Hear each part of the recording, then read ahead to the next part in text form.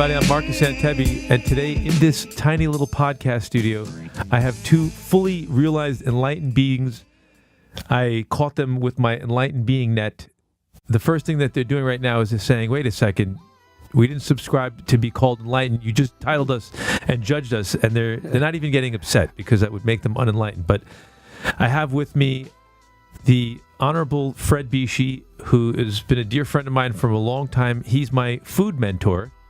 What does that even mean? And I have the Honorable Eddie Stern, who is my yoga mentor and also helps me to be a better dresser. So this is going to be kind of interesting because you got me here, the heckler in the audience. I'm usually the jester. I'm going to try to really be behaved and keep my mouth quiet, which is going to be hard, but it's an interesting cast. Now, I want to introduce, this is the first time Fred and Ed, what are the odds of that, have met. Fred is a raw food guy who's been a raw foodist for 52 years, who's been 100% raw vegan. And through that path, you can see, just look at the lightning coming out of his eyes. And Eddie is just a kid. He's only 50. Be patient with us. I have time. He's got time. Got plenty of time. He's been a great yoga teacher, practitioner all over the world for 30 years. He studied with the great Butabi Joyce in a system called Ashtanaga Yoga. I don't know if you I'm familiar if you with follow that at all. I'm not an expert, but I'm familiar with it. And I think you got me here. I don't know how I fit into this picture. I'm a biker, and I have a prison in my sex chamber. So it's kind of weird how I got into this room, but they chose me. No, seriously, I think that I'm not a great interviewer, so I'm going to try. I have some ideas of what I want to talk about in this segment. And I think the first thing that we should combine is some different perspectives on fasting. And Fred, we talk a lot about your experience with water fasting. I just want to brag for you because it makes me look better, and I'm very self-centered. You did 2 40-day water fasts in this lifetime. One was 44 days. 44 days. Sorry, that's a lot. That fourth day was a killer.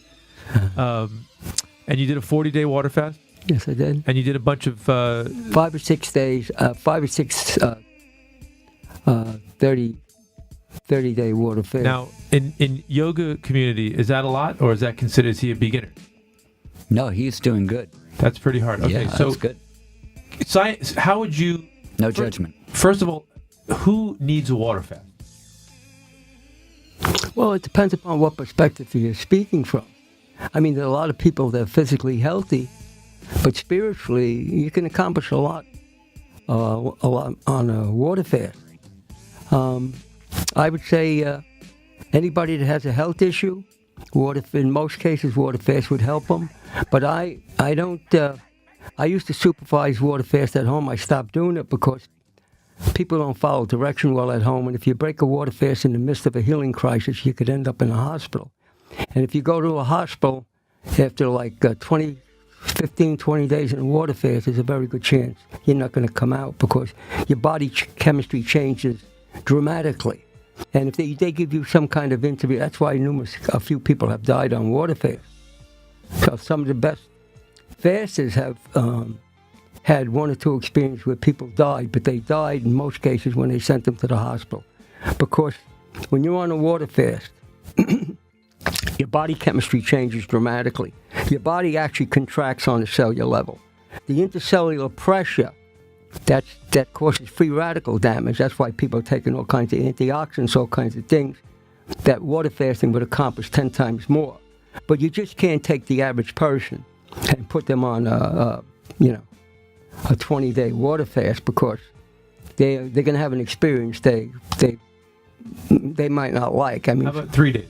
Yeah, 3 days, even 7 days. If they don't have a serious health issue, they could do it as long as they're not wrapped too tight and they start to go into a bit of a healing crisis. They don't panic and break it right away because that's really the problem. Now, according to your knowledge, is a 3-day water fast generally accepted in the medical community? People that are scientific and have degrees, is that accepted as something that is helpful to, let's say, pre-medical treatments? Like, there's a guy that actually won a Nobel Prize for showing that a 3-day water fast before and after chemotherapy increased your chances of survival of the chemotherapy. Absolutely. That's 100% Is true. it still controversial?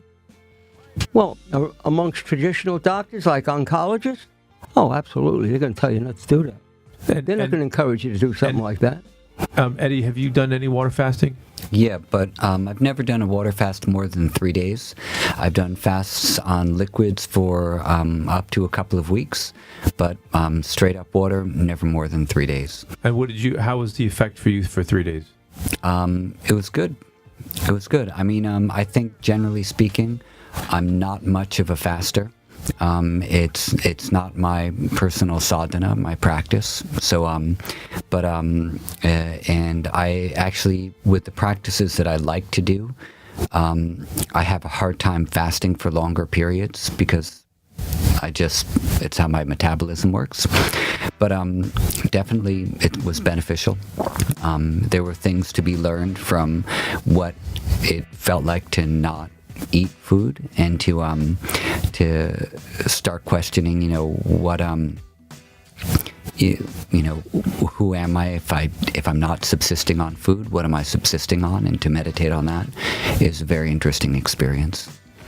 I know intermittent fasting is very popular in all spiritual traditions, and the intermittent fasting might be, eating one meal a day, for example, at lunchtime, like a lot of monks will only do that. They'll have a lunchtime meal, maybe in the evening they'll have a green tea or some other kind of tea, and then nothing again until the next day at lunch. So there are different types of fasts that are done within spiritual traditions in order to sharpen the senses and to form a new relationship with what is that thing which we subsist on for our life, which isn't necessarily just food.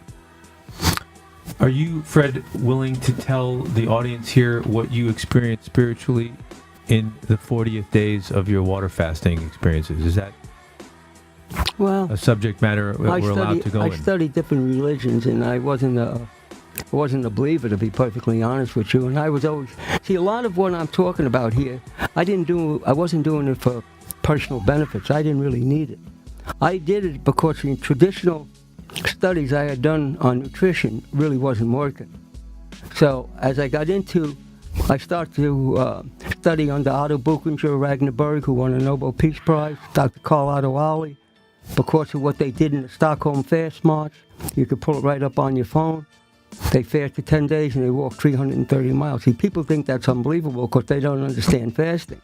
So then, when Dick Gregory fasted 57 days and walked and ran 100 miles, again, because this is my lifestyle, when I went to a raw food diet, I didn't intend to stay there. I thought I was going to do that for maybe a year to find out if it had any validity. I thought it didn't have any validity. And my initial experience, if I wasn't locked into the science and what I had confidence what it could do, my initial experience confirmed that it was a disaster.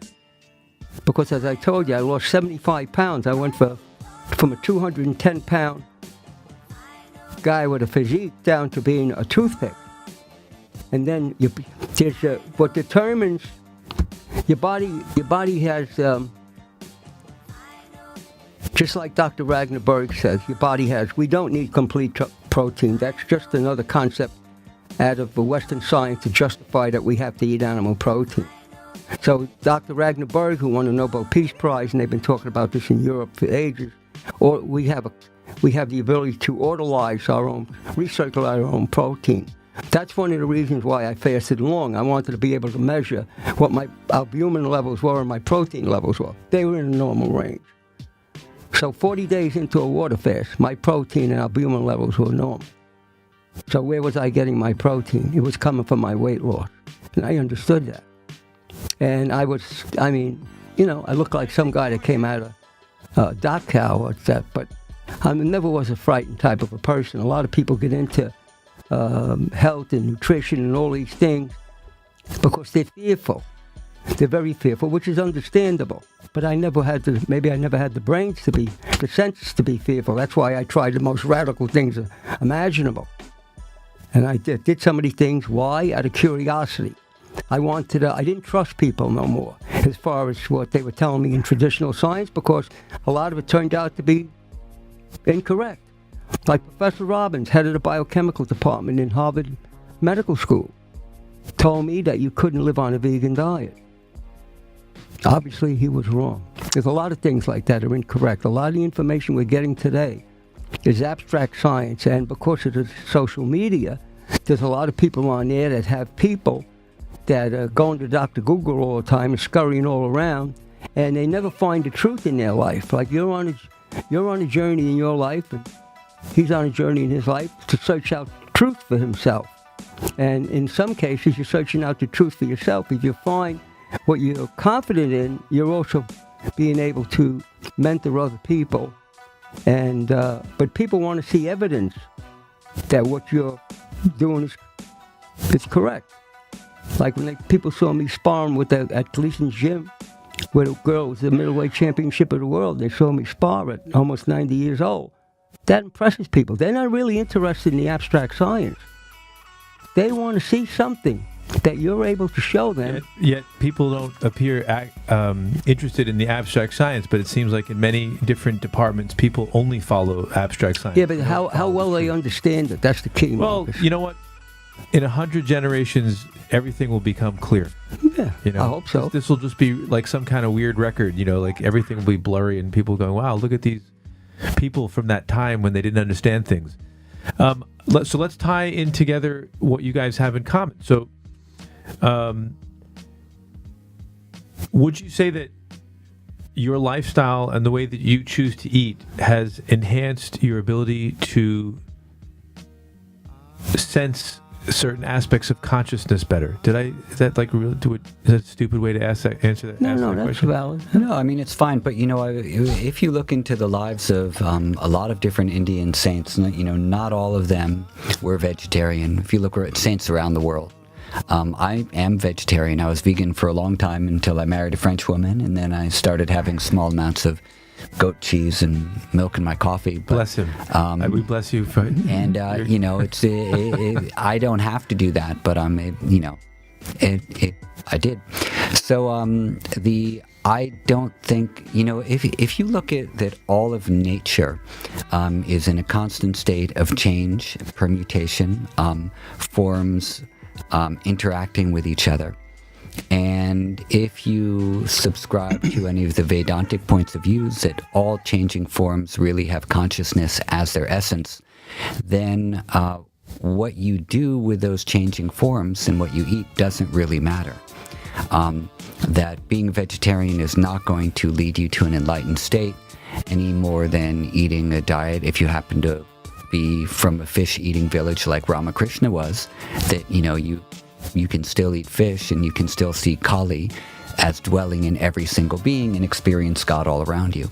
So, you know, eating a particular diet, especially a vegetarian diet, in regards to spiritual practice, has two purposes. Number one, contemplating and practicing ahimsa, or non-harm. But this is a very limited way of practicing non-harm, because you're only practicing non-harm towards the animals you're not eating. But you are practicing harm towards being a person who's inhabiting this planet and bringing a lot of harm to the planet by the fact that we walk on it. And our body is eating up bacteria. We're killing all sorts of things just breathing. So we have to understand where we're drawing the line when it comes to ahimsa. A lot of people are vegetarians, but they're super assholes and they're mean to people. And a lot of people are you have the militant vegans who are trying to save every animal, but they treat people, their family like shit. So, where's the balance there? It doesn't make a whole lot of sense to me. So I think that food can be helpful for clarifying not your level of consciousness, but the things that are clouding your consciousness. And certain foods are going to make you a little bit more cloudy and a little more, say, toxic, and certain foods are going to make you a little bit more clear. Like Red Bull. Like Red Bull is what I basically did my 40-day fast on. And so... Very clear. You were so clear. I was so clear and I had a lot of energy. And so so that's my perspective on it, basically, that I've seen people who have terrible diets but are amazing human beings and super conscious. And I've seen people who have like really, really restricted, very thoughtful diets, and they're not particularly good human beings. And so that's like, agree with that. And then there are some people who have amazingly good diets and they're amazingly good human beings too. And I don't think that the diet is the cause of them being a good human being. I think that they're just a good human being already, and maybe their diet enhances that. Do I think food is important? Yes. I think there's a component that I witnessed here in my life, which is that the right way to frame anyone, if you're looking at if you frame a lifestyle, is that we can say that there's no reason to judge and say just because that guy eats burgers all day, he can't figure out all the secrets of the these things are not causal, and that's the thing. But they can be. They can be causal. Here's where they can be causal. Only on a certain level of consciousness. Right. Well, one level is if we're talking spirituality, is I can tell you, unless you're really super, super awesome concentrator and focus, it's a huge distraction to have to be fighting a disease. It causes a lot of fear, pain, and it's certainly you could say that could be a path to someone having an awakening and recognizing the truth. But certainly I would say the most skillful way to do this would probably be to get to the finish line in a very clear vessel. Here's one thing. I want to push back on that idea for a moment. Is that there are a lot of people who have very serious diseases, who have fatal diseases, that they know the end of their life is coming, and that disease becomes their greatest teacher, and they learn more from that disease than they learned from 1,000 days of yoga. And I've seen this many times because I've had a lot of people suffering from cancer and other diseases in my classes. And I wouldn't wish that upon anyone. I don't think disease is a hindrance to spiritual progress. I happen to agree with you. I've watched people who awaken, who can cry from a sunset because they sense their time has come. Exactly. Fred, but can Fred you said interject it very well also that, I think you nailed it on. He said everyone has their own journey. I didn't mean to interrupt. I did mean to interrupt, but I just want to say that, everyone has their own journey, and a danger comes when we think that a journey has to be replicated for another person. Now, is this all yoga stuff that you're learning? Where? Sorry, go ahead. Fred, I'm trying to be a talk show host. Do it. Fred, can you engage a little bit in this discussion and tell us what you think we're talking about? Well, my experience has been dramatically different, to be honest with you. 70% of the people I work with now have cancer. And, if you look at, if you go to Duke University and look at what Professor Randy Journal says, DNA is not destiny, and you study the human genome experiment, I'm not really into philosophy that much, because philosophy is not really an exact science. Either is spirituality. It's not an exact science. Neither is science. Huh? And neither is science. Well, the bottom line is results. If somebody has stage 4 cancer and they get better, that's scientific. So you can get into the abstract and we can have a discussion that'll never end. I'm not into discussions that never end. I've got 60 years experience working with people that are very, very sick. I see diabetes in 2 weeks, 2 to 3 weeks. People can get rid of type 2 diabetes. Arthritis, as long as you're not bone on bone. Lupus, even dementia. Now, there's an answer. There's something that could help people with dementia. So I'm not trying to make this. I'm not saying that my diet made me more spiritual, although I believe that can happen, because when you eat 100% raw food diet, that's why people don't believe that I ate 100% raw food diet for 52 years. It's 100% true. And that's what elevates that. Does that give you expanded consciousness? Beyond a shadow of a doubt. But no doubt about it. So you can't describe an experience you've never had. If you've never experienced a 30-day fast, you can't imagine what it's going to be like scientifically. It's just not going to happen. That's why I don't fast people at home no more, because I have a lot of people call me up. Say, I want to go on a raw food diet, or I want to go on a long fast. I don't encourage that, because I know what can happen. I see what can happen. Now, anybody's been on a raw food diet for 10 or 15 years, goes 100%, goes back to eating animal protein, they have about a 70% better chance of getting cancer. How do I know? I've seen it happen. Now, I'm working at a Cornell and Harvard Medical School. We're doing a documentary. Dr. T. Colin Campbell, who's doing a study, shows that if you 5%, a 20-year study, 5% of your diet is animal protein, you have a 45% better chance of getting cancer. Now, I see people that are eating. Now, there's plenty of people that come to me eat a moderate amount of clean animal protein because I don't try to impose. People come to me for help. I have to meet them where they're at. So they say, I'm not ready to become a vegetarian or a vegan. I think being a vegetarian, if you can eat regular cheese, pasteurized milk products, you're better off eating some grass-fed beef because it's more growth promoting. The natural growth hormones in cow's milk is more growth promoting than beef. It's the endogenous waste that's in these animal proteins that are a problem. It's not the protein itself, it's the endogenous waste. Remember, when you eat the flesh of an animal, you're ingesting his fecal material in his urine before it got to his anus, and he eliminated. So there's a lot more to this than stacking one supposition on top of another, and I understand what he's saying, and obviously he's doing well for himself. But I'm not in a position to just talk about, recommend to people to do what I do, because I know what I do is, it was radical. I know it's extreme.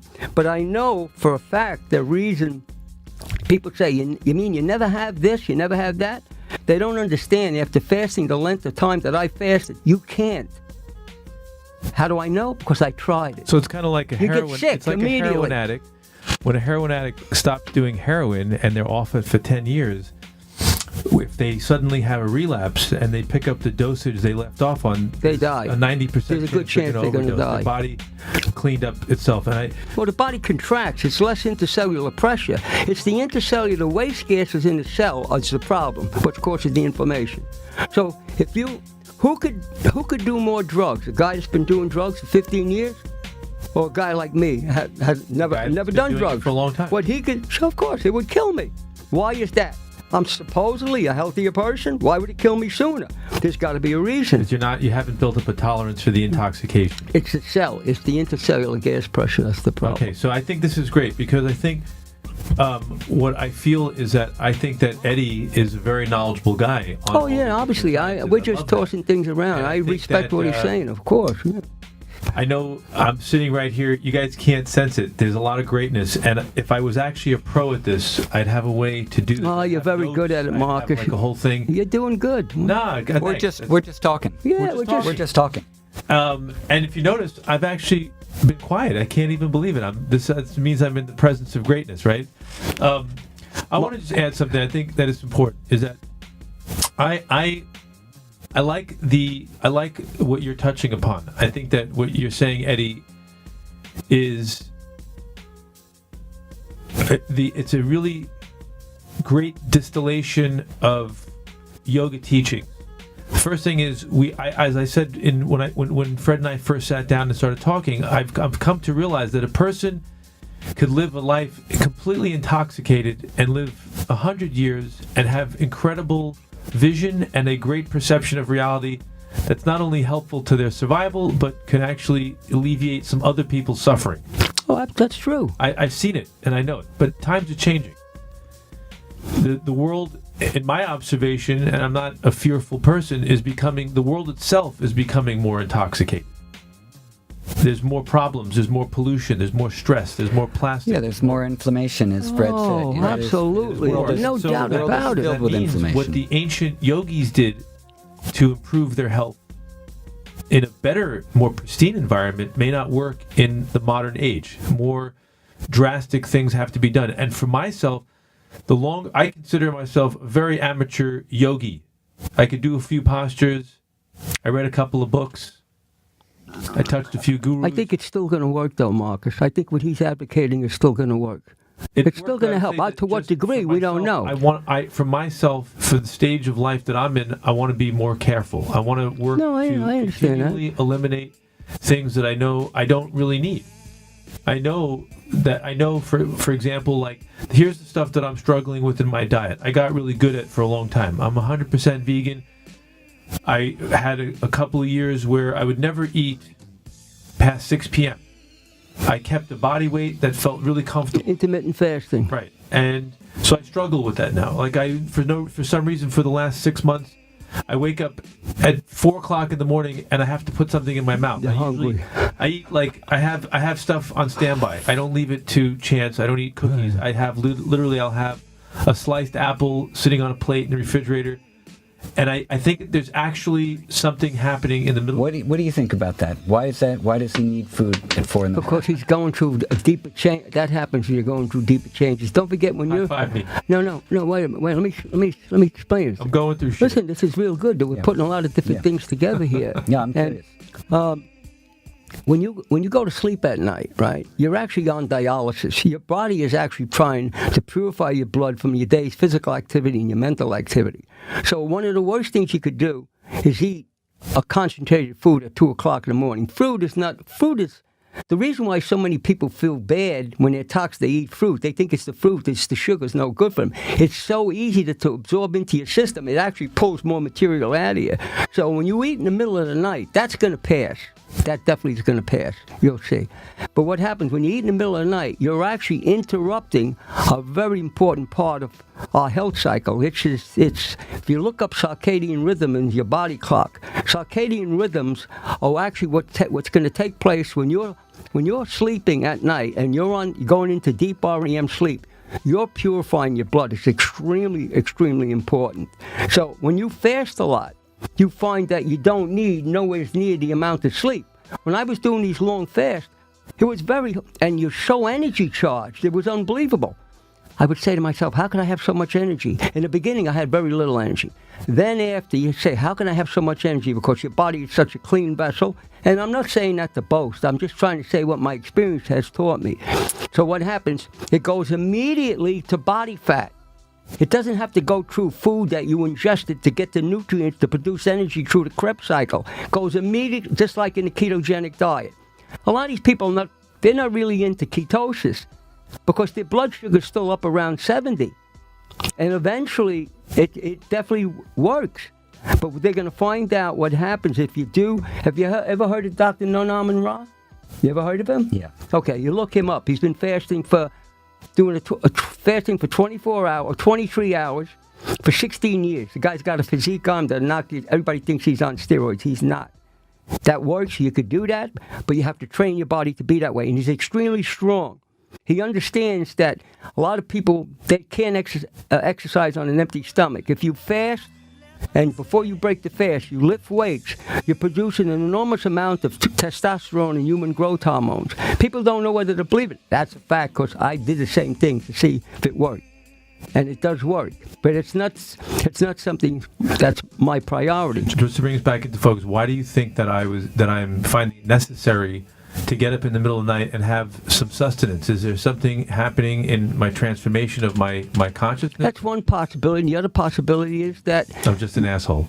Or you're hungry. No, don't say that. Don't even say that in jest. I got to add a little Marcus into that. The thing is that just remember, there's a major psychological component to hunger. And the same thing with substance abuse. No matter how we feel, no matter what we determine we're going to try, there's an amazing psychology to it. So, and your unconscious mind is like the hard drive of a computer. Your conscious mind is what selects the information out of your hard drive. So we make choices. I studied hypnosis to try to understand what was happening when we make these choices. And then I come to see that we can make these hard choices, but we have to put, just like Randy Girdle said in that the biology, DNA is not destiny. It's all about the human genome experience and why, our spiritual beliefs. If you believe in what you're doing, you're empowered by your spiritual beliefs. It has an effect on how your genes are expressed. Only 10% is in our genetic blueprint. The rest is epigenetic. Epigenetic means that the thoughts we entertain, what we believe spiritually, unconditional love, kindness, generosity, which a lot of people are talking about that are philosophers. If you believe that, or it's the same thing if you read a book. If you take a book, If Juice Press puts out a book, or Eddie puts out a book on yoga, and you read that every single day, that's going into your hard drive. That is going to become part of your behavior, everything that you do. Oh. So that's extremely, what we expose ourselves to is extremely important on a regular basis. So am I going to die because I'm eating late at night? No, not at all. Right, You're probably going to live longer than me. I definitely understand. I don't know if I made that clear. I hope I did. No, but separate from that, I kind of do know what's going on. First of all, at this particular stage of my life, I definitely think there's been a huge transformation going from the past to age 50. I've settled into the stage of life I'm in better than I did in my late 40s. I do have some stressors in my life, some great blessings, and still I've never really been a restful type person. If I could go 24 hours a day, I would find a way to do that. And so for me, the thing that actually calls me to bed at nighttime is my wife is going to bed and she says, please close the TV and come to sleep. Come to bed. Listen. And usually it takes me 1 second to fall asleep. But I wake up methodically at 3 or 4 o'clock in the morning. I get up, I'm kind of stumbling, and I'm in outer space, and I kind of feel like I need to do a ceremony. So I go to the kitchen, I'll take a swig of a smoothie, I'll take a bite of an apple. That's not going to kill you. I brush my teeth, and I go back to sleep. But there's one, can I interrupt you a moment? Please. There's one thing, you got to make sure that you're getting enough calories to sustain your daily activity. See, I am. Oh, that's not my problem. Okay, all right. Luigi Fontana from Washington Medical School. Luigi Fontana. He's an MD and a PhD. Yeah, look him up. He's no lightweight. He did a study at Washington Medical School. I was part of that study till we had a disagreement. Who they were studying was me. I would have to send my fecal material. I finally got too much, and I was going through things that I knew I didn't want to put myself through because I already had found the answer. I wanted to share with other people. So he got mad at me, and I told him, no, I can't be part of this anymore. So there's so much to this, though. All right. So I want to go back to something also that, in line with what Fred was saying also about doing a 30-day fast, 40-day fast, and all that kind of things. That when you put yourself to that kind of a test, you definitely transform, no doubt. And absolutely. And so that. In the same way that Fred was doing 30, 40-day, and 44-day water fast. 144 and 140 days, and then the other one. And then you were working on massive amounts of food restriction otherwise, and that became like, your discipline. Well, I was focusing on a raw food diet. I was eating as much as I wanted to. But so what I was doing was my intensive periods were not of fasting, but were of yoga practice. So when in the same kind of realizations that you were coming to through fasting, or whatever they were, I don't know what they were, I can't say the same, I was approaching through doing like 6 hours of yoga a day or things like that. So you don't, the things that you learn from doing it, you don't learn a lot from doing half an hour of something a day or an hour. You learn a little bit, but if you really want to break through to a different view of yourself in your life, then you apply yourself like full on. That was an intensive. And this went on for years. So for years I would do like between 4 and 6 hours of practice a day, and of different types of things. And then in India it would be even more intense when you were in intensives where you're doing, get up at... What about breathing, Eddie? A lot of breathing practice. That's really important. It's kind of like Rocky 3. When I say yoga, that means maybe like 2 to 4 hours of asanas, but at least an hour or 2 hours of deep breathing. Yeah, that's really the key to stretching. Deep breathing Come practices. back to the microphone, guys. Sorry. And sorry. And so the deep breathing, pranayama, asanas, meditation, and chanting for many, many hours also is like you go through this transformation, and you I believe that. And your circadian rhythms change for sure. You definitely don't need as much sleep, and you definitely don't need as much food. But with a lot of pranayama practices, in the yogic tradition, they say you create so much heat in your body that it's important to eat small amounts at regular intervals. Otherwise, you begin to overheat your system, and then problems happen. So this is one of the things that they talk about traditionally in India with a lot of pranayama. either you have to have something cooling, or you have to have small amounts of food, so you don't increase the heat of the liver through the deep breathing practices. And what happens is, how do you feel about that? Well, I do Qigong. As soon as I start doing the Qigong, the breathing and the stretching, I get warm almost instantly. And if I do it barefoot outside in the grass on concrete where I'm grounded, I'm getting the electromagnetic energy from the earth, I warm up. It's 30 seconds, I get warm. 30 seconds it takes me. And it's just, I'm not into this the way you're into yoga. I just do like a half hour, maybe once or twice a day. I do the same type of therapy, same type of Qigong as for Shaolin monks do. But I do basically simple. I'm not a Shaolin monk. I'm not trying to give anybody that impression. But I know from my experience that healing Qigong is amazing, and I'm going on the assumption that yoga is the same thing, or maybe it's better. You feel it's better? No. I think that yoga and martial arts are equally good. Yeah. I don't think there's anything particularly better. No, I don't. Yoga's I more agree with popular, you. and they have more outfits. Well, yeah, I mean, the fashion's better for yoga, that's for sure. Definitely. But only if you're a girl. Like fashion yoga for guys, for yoga, it's horrible. It's awful. It's horrible. And it will never be good, and it never should be good, and no one should ever try to make it good. Just like go buy a pair of $24 shorts from Kmart. Do you feel like that men should wear Speedos when they're doing yoga? That's what I used to practice in, purple Speedos. I had blue for a while also, but it's not a good look after 50. So let's move to a common ground here, because I think nutrition is definitely your area, but I think that what you guys both possess is some knowledge on spirituality, which I don't actually even really use that word. I think it's a silly word. I've come to that conclusion, but that could mean anything. Doesn't mean anything. Right. But it means something to certain people. So I would say maybe it's more about the understanding of consciousness, another ridiculous word. But we got to use some words here. So, well, a common ground for sure is science. I mean, Fred is talking a lot about science. All the things he's talking about are the things I'm interested in. Right. For sure. I mean, epigenetics, Well, look up DNA is not destiny. That's pretty amazing. No, it's not at all. It's the latest numbers that I've been hearing from some of my epigenetic friends are that only 5% of the genes are fully penetrant, so of the DNA, 95% is dependent on environment.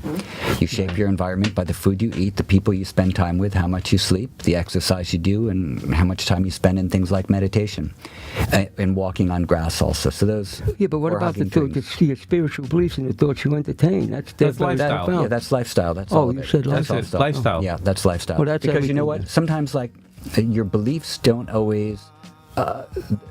The beliefs that we hold don't always affect the DNA expression, because some of it is just magical thinking. And some of that magical thinking, which never seems to come true, doesn't really have an effect. But there are particular types of thinking that you already mentioned, having gratitude, showing appreciation, expressing love. Those things are not beliefs. But they're like actualizations. They're manifestations of what you are thinking. Of social interactions. Right. Yeah. And I would say that what I've come to theorize is that ignorance is bliss.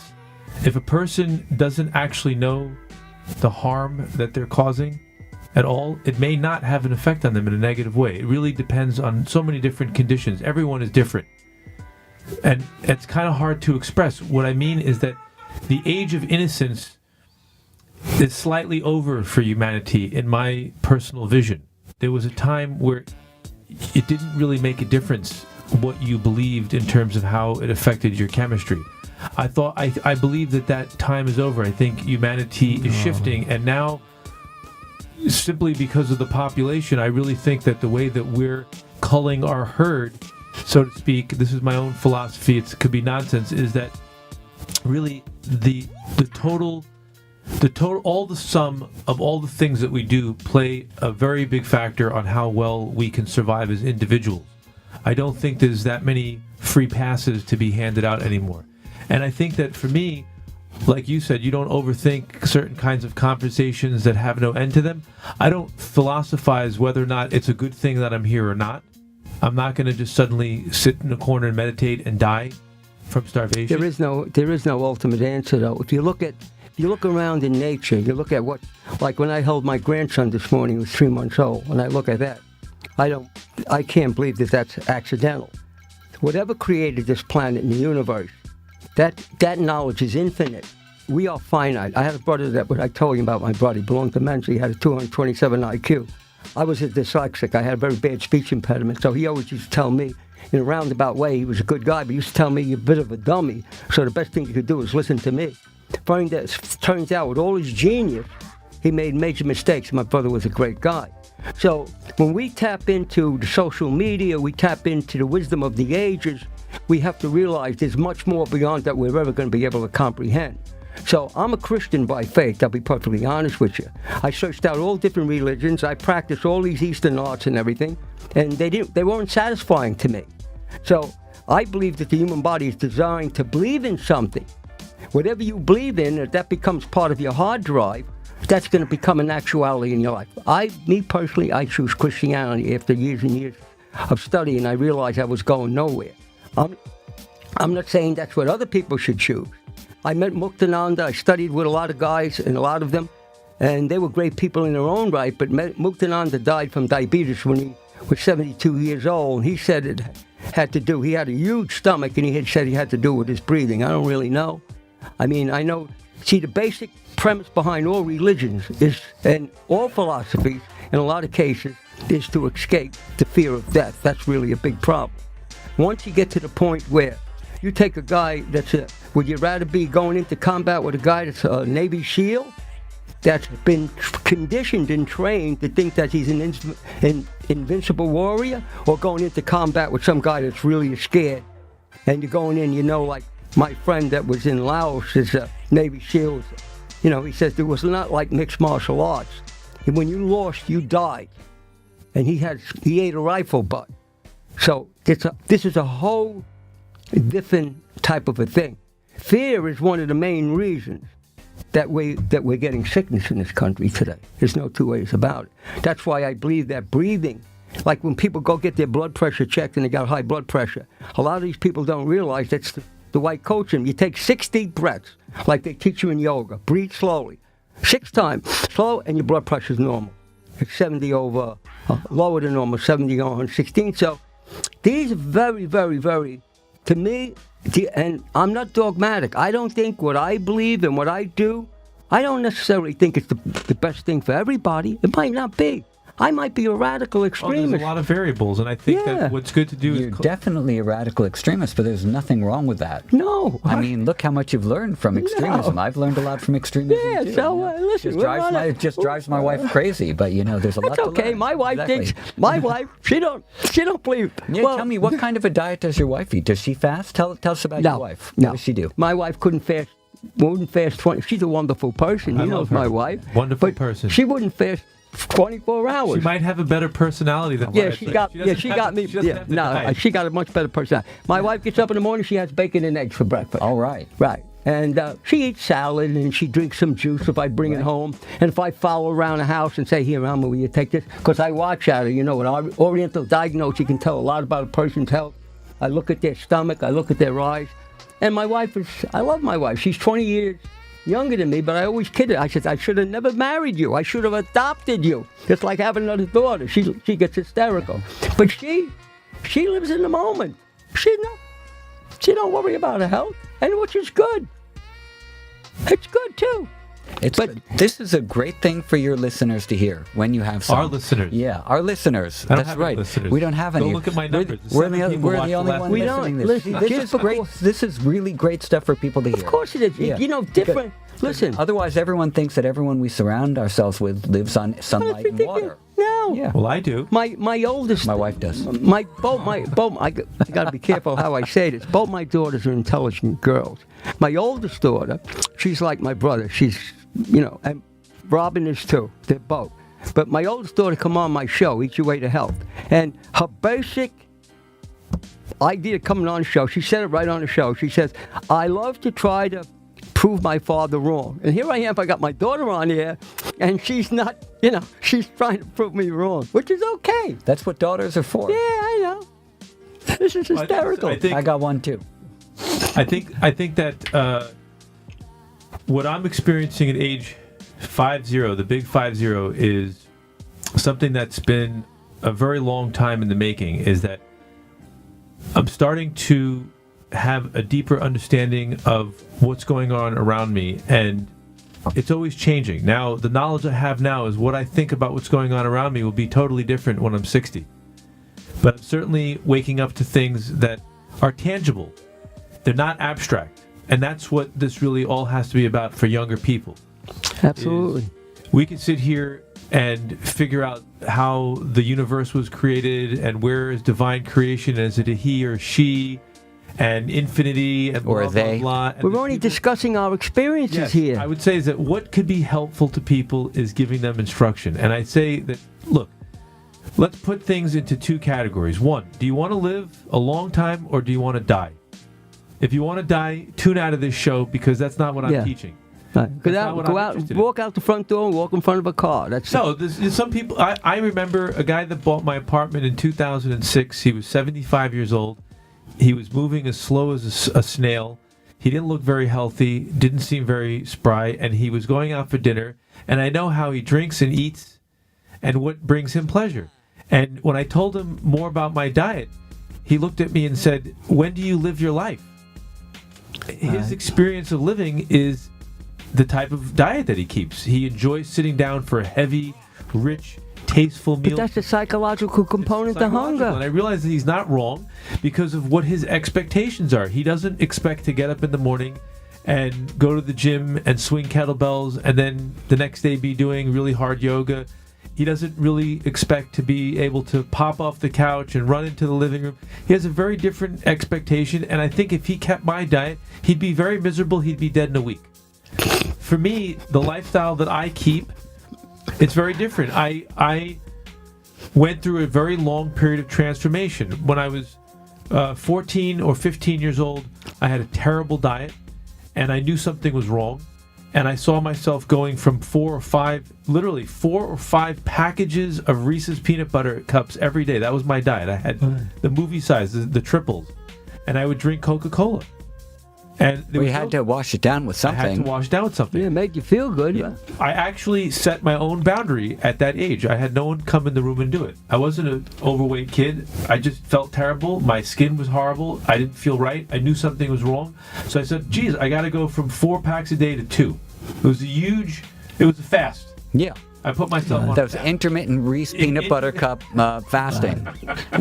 So pretty, the progression was that it took me probably 20 until I was 22 or 23. That the reason why I started a better diet was more for vanity and for athleticism. I knew what I was supposed to eat in order to do the sports that I was doing to be able to perform a certain way. I didn't care about consciousness or the planet. I was just eating a certain way to fill my own. No, I don't think too many people really care about consciousness in the beginning. I don't think they really care about it. I'm experiencing it now, for sure. I absolutely know 100% from myself. I have no doubt in my mind. The diet that I keep is it's a portal into a better understanding into myself. I know right away. First of all, when I eat a certain way that's not good for me, that I don't feel good, I'm in pain.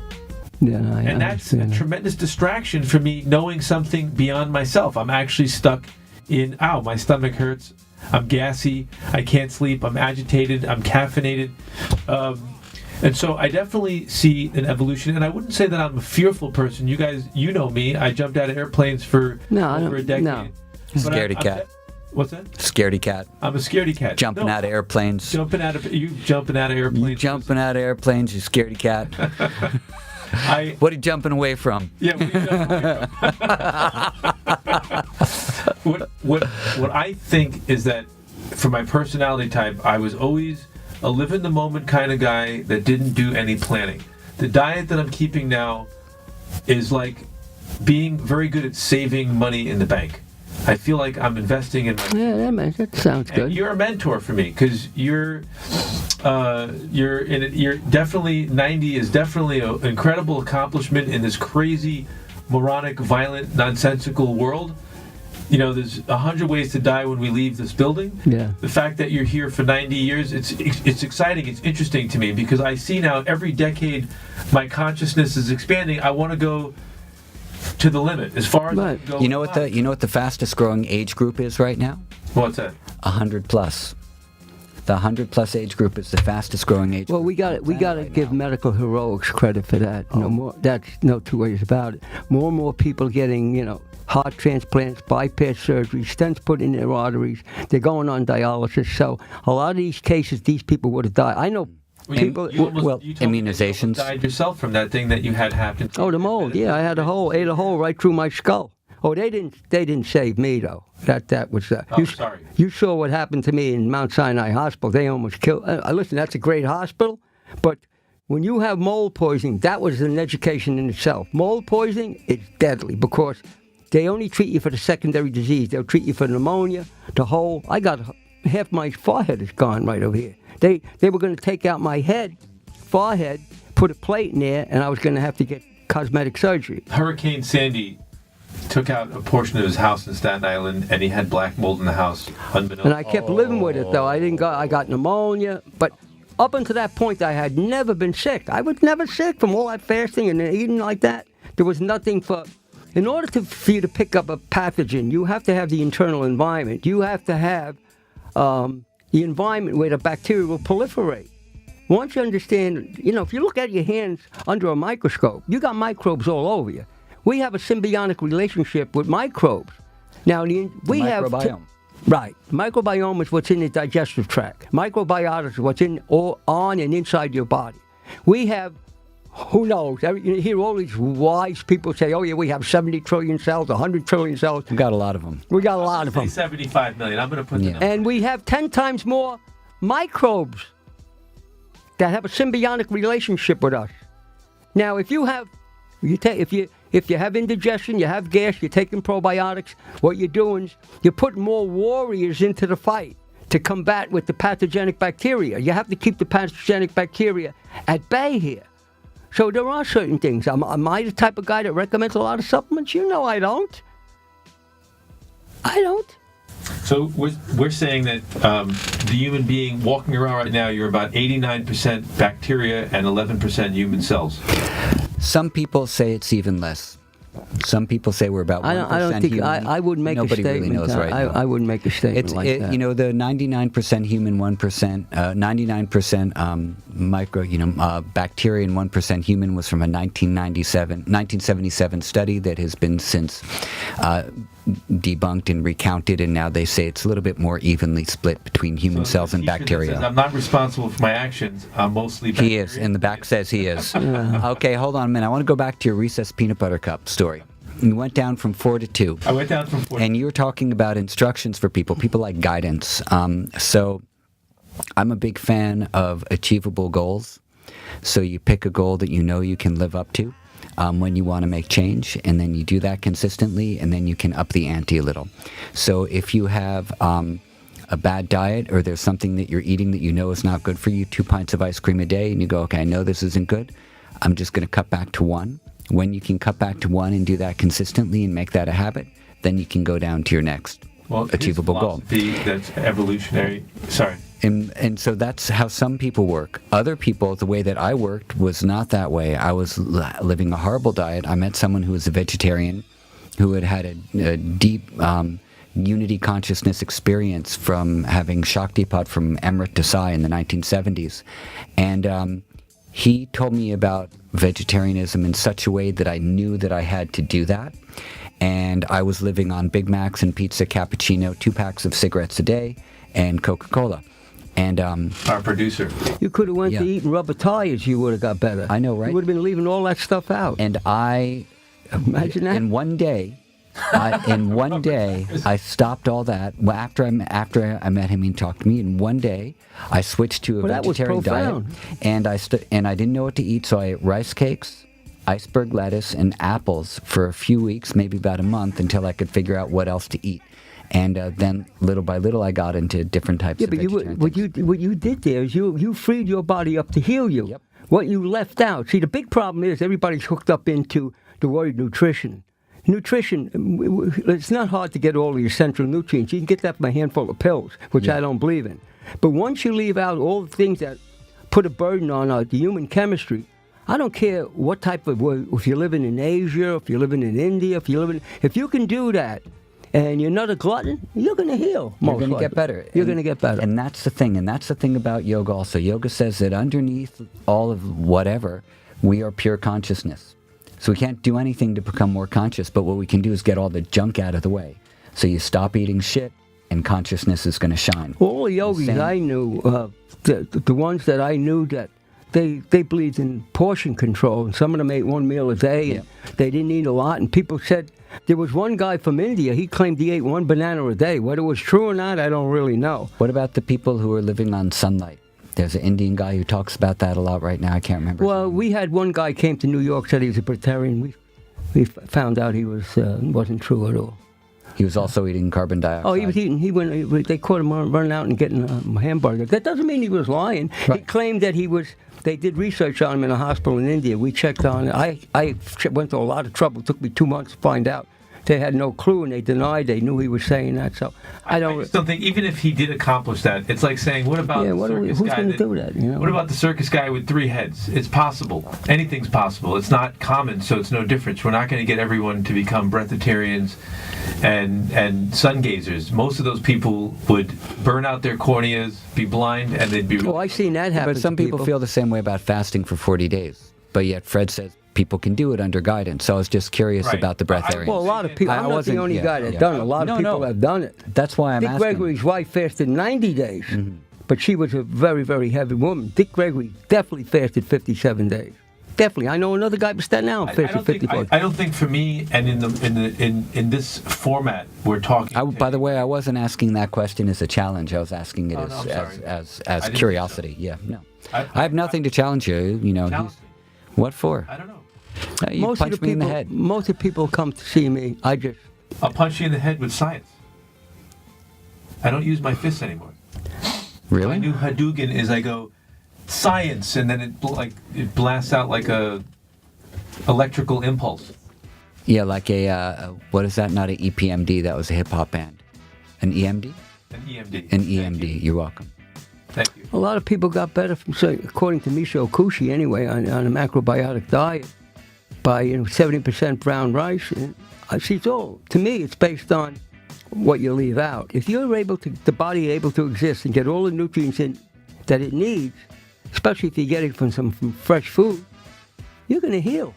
Your body is designed to heal. We were designed to live, to recycle the body, to go on and on and on and on. That's not religion. That's not coming out of. That's the way the body was actually designed. That's homeostasis and metabolism. Right. So what threw me off last month was I watched in December, my wife's mother passed away very quickly from lung cancer. She was a young woman. She was 65, and that was very. That one hit me hard. Just really realizing this cancer thing is really scary. And then I watched a documentary last month about this actor who seemed to be in the prime of his life and health, and then all of a sudden had non-Hodgkin's lymphoma. Mm-hmm. And that took him out in a year and a half. And I watched a documentary about him, and it kind of made me feel a little disempowered. Like, how much control do I really have over this? And what is it that I'm supposed to be doing? I'll numb that out. I'm not going to live in fear, but I do actually use it for a moment. Shouldn't anyway. Be a reality check. Like, what am I doing? And I realize, certainly now at this stage of my life, which I was never conscious of, is that what will affect my health every single day is when I wake up in the morning, and I have a routine and a ritual of what I say to myself and how I deflect stress and negativity. Mm-hmm. And that's very helpful for me. Certainly it keeps my mind in a much better place. And then, I haven't really been trying harder than I have in the past to improve my diet. I think that everyone, this is my opinion, should be constantly trying to improve themselves. So if it's eliminating drinking alcohol every single night and leaving it out one night, you're constantly trying. So I think that has to be even the case for Fred. I'm sure you're looking for ways to improve your diet. Oh, I'm constantly. I'm learning more at this point in my life than I think that I ever learned before, because now I have all this information my mind, to use that as a resource to discern when I'm being exposed to. But you got to remember, it might not be your diet.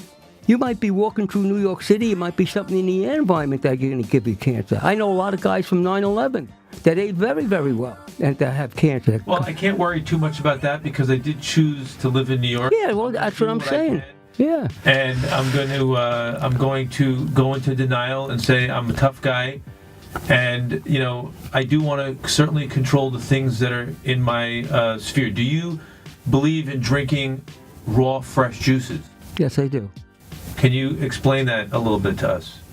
Well, as I said before, you expend someplace between 60 and 70% of your energy to digest your food, depending upon what you're eating. If you're eating animal protein and dairy products, it's going to take more. So when you drink the juices, and I certainly believe in a plant-based diet, whether somebody's eating animal protein or not, whatever form they're eating, they should be eating a plant-based diet. Why do I say that? I'm going to get to the point about the juices, because you look at every species of animal on Earth, and if you look at them, you look at a tiger, a lion, a giraffe, you don't have to be a rocket scientist to realize a giraffe is going to eat leaves off of trees. He's got square teeth, and he's got a long neck. So if you look at every animal, and if you look at the human physiology, we are not designed to eat animal protein. We have adapted over periods of thousands, maybe millions of years, so we can tolerate some. And I've worked with a lot of guys that I was an Olympic-type lifter. At one time, I was able to deadlift 620 pounds. And so I didn't believe in eating a lot of animal protein, but I did eat it. Now, all the guys now, if you look at all these people that are eating 6 or 7 meals of animal protein, eating chicken all day and all, they're getting very sick. Like I could name a couple of Mr. Olympians that have been on dialysis, or one guy had a kidney transplant, other guys had aortic valve problems. I don't want to mention any names, but they're not telling that to people. So the point, do I think a person could eat a small amount of animal protein and be healthy? Yes, I do. I got people that come to me and say, Freddie, I'm not giving up the animal protein. So I give them 4 ounces every other day, and I give them juices. I give them more juices. They don't have to digest the juices.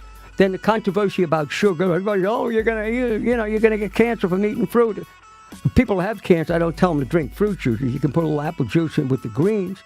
But why do I do this? Because I've been doing it for 60 years. I have my own double-blind study. I see what has worked over a period of 60 years.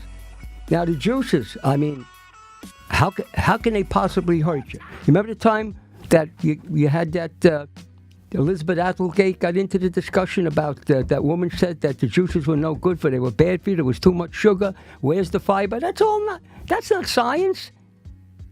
That's abstract science. Well, it's kind of it's like people who never sailed the ship around the earth who were sitting back in a castle saying the earth is flat. Yeah. And I definitely, to summarize what you're saying about the juice, I think that the first benefit of the juice, it's really good form of hydration. The second benefit of it is it contains a lot of vitamins, minerals, and other compounds that we seek out of the food that we eat. And I'd say that we always discuss that if we lived in the Garden of Eden, a lot of these alterations would not be necessary, but we don't live in the Garden of Eden. No. Our environment has been perverted and corrupted, so we make slight alterations. I do agree that the benefit of juice, first and foremost, is that people who aren't consuming produce at all because they don't like the format in a solid form, when they see it in this type of package, suddenly they're consuming vegetation. So definitely there's a benefit of that. The other benefit I've learned to watch is that if someone makes it 1.5 meals a day to have juice, what they're generally doing is they're leaving out a toxic meal they would have eaten in its place. Hopefully, I don't think there's that many things in between in a big city like New York. You're either having a juice or a smoothie, or you're going somewhere and you're overeating, getting too many calories, miscombining foods, fried foods, processed foods, etc. And I think that's the problem. So is juice necessary for survival? Certainly not. No. But it's definitely a tool. Well, in all my experience, I've never knowingly seen where juice has ever hurt anybody. I want to pick up, when I come back from putting money in your meter, I want to pick up on the sugar controversy. Oh. But I would love to switch seats with you, Eddie, and let you talk to Fred while I'm not here, so I have something interesting to watch because I want to be the one viewer watching this in the first place. So is that okay if you and Fred continue this conversation? I got to put money in the meter. You got to put money in the meter. I'll go. Let me go. Yeah, how you gonna find? You have to go up to 6, make a right. It's a white Nissan, a truck. Look, right. this is we've been talking for an hour. Okay. Well, let Wrap me. it up. That's a good podcast length. That's a podcast. That's a I can go podcast, on man. For 3 days. No, it's right. good. It's really Well, good. do it again if you want. Do it again. Let's do the Yeah. last thing then, okay? Because Yeah. you got time. I'm starting to understand clearly the limitation of a company like Juice Press was always in two things. One, the consumer finding a value for the dollar they spend per calorie. Like, is that a value? Will I feel full? Like, if the celery juice that I'm holding in my hand costs $6 and has calorically 50 calories, do people see that as a benefit? Like, oh, $6, I can get a croissant and a cup of coffee for $6. Those are more useful calories. I don't have the budget to change people's mind about calories. And the other thing that I see clearly is that society is now terrified of anything with the word sugar in it, no matter what the source is. Yeah. But no one's really thinking about the consequence of avoiding fruit and starchy vegetables. Can you please give us a 90-second discourse on that? Well, that's because what Otto Warburg won a Nobel Peace Prize twice, and he said cancer was fueled by fermentative, non-oxidative respiration. So people automatically thought that fruit, and then they did a scientific study, said that fructose was a factor in cancer. Now, they use processed sugar. Fructose is the same as any other processed sugar. So they never proved that by eating fruit. Over the years, the people I've seen get the best results from cancer, from diet alone when doctors couldn't help them anymore, were drinking carrot juice and eating fruit. Now, but people are afraid to do it, I'm not seeing the same results. Plus, how I found that out that you needed the fruit, when I was training for marathons, eating a raw food diet, I would train 50 to 70 miles a week.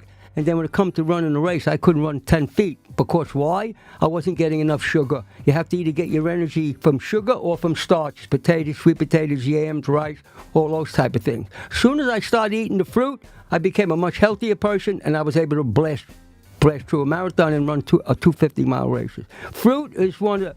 When you look at the biological design of the human body, we are definitely designed to eat fruits and vegetables and small amounts of the other food, whatever you choose. Totally. Based on your culture. And that can include a little bit of animal protein if you want, but that's not my choice. Most of what I eat is vegetables. Vegetables and fruits and some, yeah. You know, one of the reasons also why you don't have the budget to convince people that this is worth their $6 is that, you know, you don't have a $500 million juice lobby in Washington pushing, you know, well, then get it rolling, because the dairy industry and the meat industry and the processed food industries all have billions of dollars in Washington, getting them to convince the country that they need to eat the way that they do. And that's why people are beholden to certain ideas which are not healthy. So a lot of the things that we want to do and want to change are so grassroots and take such a long time to build because we're not influencing on a government scale the way that the country perceives exercise and food. And it's going in the opposite. No money in it. Yeah, or tobacco or alcohol. Well, it's going in the opposite direction because or guns. My knowledge of what I understand about what you said was non-oxidative fermentation. Fermentative, non-oxidative respiration. What I understood as a layman watching this is that any source of energy has to ferment, and it's the fermentation that causes it to be a source of energy. Something's going on in that fermenting moment that's allowing it to be used as a source of fuel. What I saw in the teachings that you led me to was that one of our most profound sources of energy is oxygen. Well, that's why I said non-oxidative. Right. So non-oxidative was something is fermenting. Well, it switches to another gas. See, that's why I went to the human cell. When you fast or you eat a good diet, your body responds. Everything is chemical to the human body in most cases, and is action and reaction. So when you stop smoking crack, your body reacts to stop smoking crack. When you start smoking again, it reacts again, but it's not a positive reaction. But Otto Warburg, and I don't know where they ever got the idea that Otto Warburg said they're not to eat fruit. The man ate plenty of fruit. That's not what he said. From the hypocrisy. He was trying to take. That could be. I wrote a book with those guys, and everybody was a little upset when I said, Freddie, you got to be careful about telling people you eat fruit. What do you mean? It's 100% true. Why? And plus, all the studies I've done. I ask all of those people when I meet them. I say, I don't want to criticize anybody. If I quit my fruit, where do I get my vitamins from? And they look at me and they say vegetables, and I say, well, have you looked at the content of vitamins in a vegetable? It's not very high. And where do you get your antioxidants, your flavonoids, your phytochemicals? That's all coming from fruit. And also, when a person has a relatively clean body, what do you think the best source of energy is? I mean, if they're sitting on a couch all day, sure, a couple of sprigs of celery and a couple of heads of lettuce, maybe some broccoli.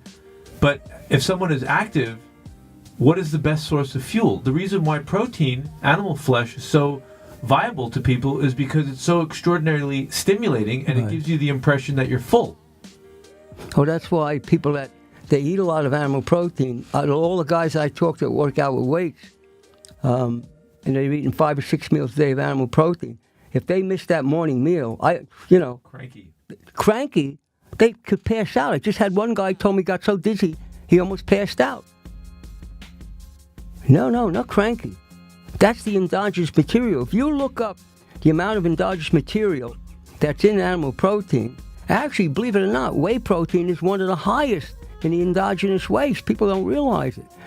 Just take a look. Go on the internet and look up which foods have the most endogenous waste. It's pretty surprising. Endogenous waste is something that your body goes into an alternated response that you're stimulated, that you have because it's trying to eliminate it from the system. That's why I tell people, if you eat an animal protein, always eat it with a salad or try to have a juice. It's kind of taking the antidote to neutralize some of the endogenous waste. And you can do it as long as you're moving your bowels. What you ate yesterday is coming out of you tomorrow. Everything's moving to transit time. You're not going to build up that endogenous waste, or you're not going to build up pressure in the small intestines that's going to go through the villi, and it's going to end up in your cell to create more pressure in the cell. When you're creating more pressure in the cell, you're creating inflammation. When you're creating inflammation, that cell could switch from utilizing oxygen to another gas, anaerobically. That's pretty much common information. I just met with a guy that's helped put a rocket, United States, on the moon. Big deal. No, he's brilliant. What does he He's a brilliant guy. Yeah, did he ever jump out of an airplane? No. Fraidy cat. Do yoga? So, I want to end us off by saying, and you can tell me if I'm wrong, my understanding of this knowledge. You're wrong. Cancer is a mutated cell that has an advantage over a healthy cell in its ability to collect the available sugar in the body, because a cancer cell in its mutation has more insulin receptors. So if you starve your body of its needed fruit and starchy vegetable sugar, you're giving cancer an unfair advantage. Healthy cells will not have the energy they need to carry out their function. Truth or false? No, it's mostly true. You just don't want to create surges in your blood sugar. If you're eating the way we eat, you're not going to create surges in your blood sugar. It's not going to happen. So it's the surges in the blood sugar that come from eating the processed food. It's the processed sugar. Yeah, when you're eating the processed sugar, your body has to secrete more insulin. When your body secretes more insulin, you're secreting more IGF-1 and 2. That's what the IGF-1 and 2, for the audience, are the hormones that are responsible insulin-like growth hormones. That's hormones that promote the dividing and multiplying of a cell. Yeah, cancer cells and healthy cells. That's the problem. Will you come back on to this show when it gets popular in the next, say, decade? Yeah. Okay. Hey, I'll come back 30 years if you want me to. I want you to come back in 30 years from now. Are you planning for 30 years into the future? I don't think about what's happening, you know what I mean? I'll tell you, let me share one more thing, pretty amazing story. Sometimes you get frustrated, you have to deal with the rejection. You see people dying that you love, they shouldn't have died. It's painful for a guy like me when I see somebody that I care about they don't have to die. And they're going to die because they're making the wrong choices, and you can't impose your will on anybody. So I said, I wish is it worthwhile for me to be here? I mean, in human form? So 2 weeks ago, I go down into a a bodega, a Spanish bodega in kind of a rough neighborhood, and there's a Spanish restaurant on the corner, and across the street is the bodega. I know all the guys. We kid around. I walk in there, hey, puppy, how are you? Go. And they, we got something for you. We got special avocados, you know. So I go in there. So what happens, the street, I was walking this way, parallel to Richmond Road. And I had to cross the street that went this way. But there was no cross street on the other side. So, and there was a beer truck parked here in front of the Spanish restaurant. So as I started to cross the street, step off the curb, I heard this car coming. I knew he was speeding. But I figured he was going parallel to me on Richmond Road. So as I get out in the middle of the street, I realized he was on me. I sensed he was on me. And it was a truck like I have, you know, the big SUV. So I turned this way. As I turned, he hit me. He passed right over me. He actually touched me. But he didn't touch me enough. He just went like that. I says, wow. I said, God gave me a pass here. The guys come out of the store and said, hey, puppy, fall down in the street. He hit you, didn't he? we called the cops. So when he hit me, I said, oh. So the guy stopped.